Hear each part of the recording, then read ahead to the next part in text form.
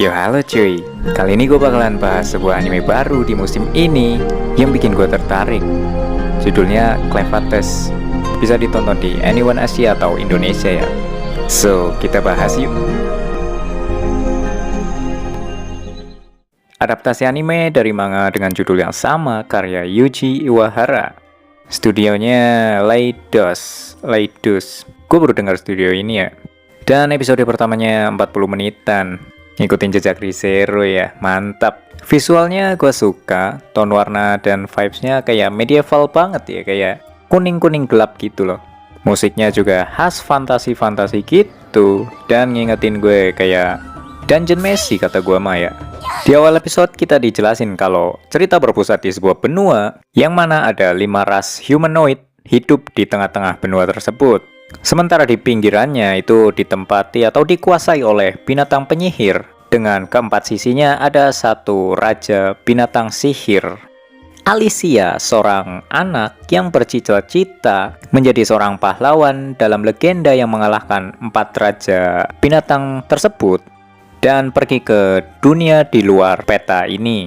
Namun naas, setelah berhasil jadi pahlawan terpilih dan diberi senjata ajaib bersama dengan 12 orang lainnya, dia dibantai oleh satu dari 4 raja binatang bernama Clevates.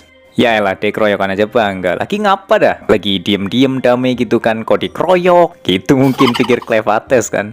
Nah, akibat diserang sepihak sama para pahlawan ini, si Clevates kan dendam gitu loh, kayak oke, lu jual gue beli gitu kan. Dia pun OTW lah ke base musuh gitu kan. Beuh, rata pak, di-recall-recallin sama dia pak di base musuh gitu loh.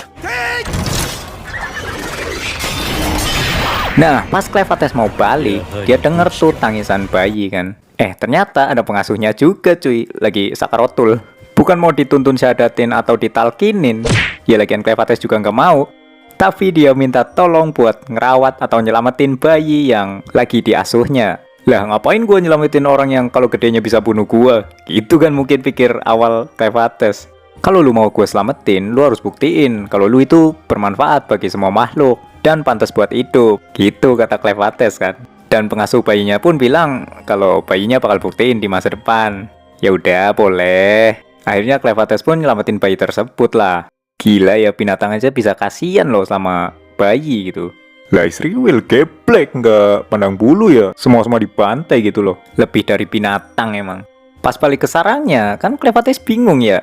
Waduh, seumur-umur gue gak pernah ngerawat bayi dah. Mana beda spesies pula ya kan.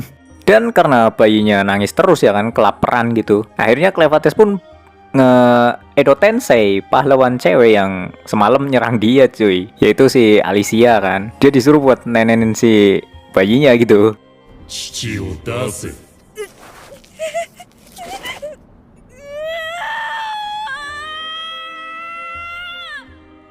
Malah dibuka paksa pula. Akhirnya Alicia bilang kalau dia itu masih perawan dan gak bisa ngeluarin ASI ke Clevates pak. Lagi kalau udah nggak perawan apa masih bisa ngeluarin ASI gitu dari, kan dia bayat ya. Karena merasa dipermalukan, Alicia pun minta buat dibunuh lagi aja gitu sama Clevates. Tapi Clevates bilang kalau Alicia itu abadi selama darah Clevates masih mengalir di tubuh Alicia. Ya kalau nggak bisa bantu nyusuin, bantu hal lain kek. Terus nih gimana dong, dia nangis terus? Tanya Clevates. Alicia pun bilang buat nyewa ibu susu aja gitu kan. Barter sama kristal yang melimpah di sarangnya Clevates gitu. Oke, gue nyari ibu susunya dulu, kata Clevates. Dih, lu mau pergi pakai badan segede truk fuso begitu? Babe, si Optimum Pride dong. Pas di perjalanan nyari susu, ketahuan lah kalau Luna alias bayi yang dipungut Clevates itu keluarga kerajaan cuy.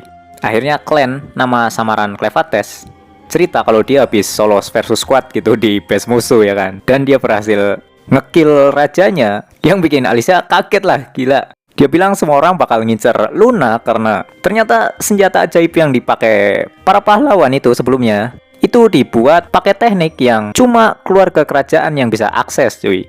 Oh gitu, oke. Kalau gitu gue bakalan jadiin Luna raja dan gue kendaliin dari balik bayangan. Gitu rencana si Clevates kan. Panik dah tuh Alicia kan. Di akhir episode mereka diserang bandit dan akhirnya ditangkap sama mereka. Lah kok gitu sih? Clevates jadi lemah gitu ceritanya? Gara-gara ganti wujud gitu? Ya, mungkin kita bakalan bahas episode 2-nya nanti ya. Kita lihat apakah papa bakalan pulang setelah beli susu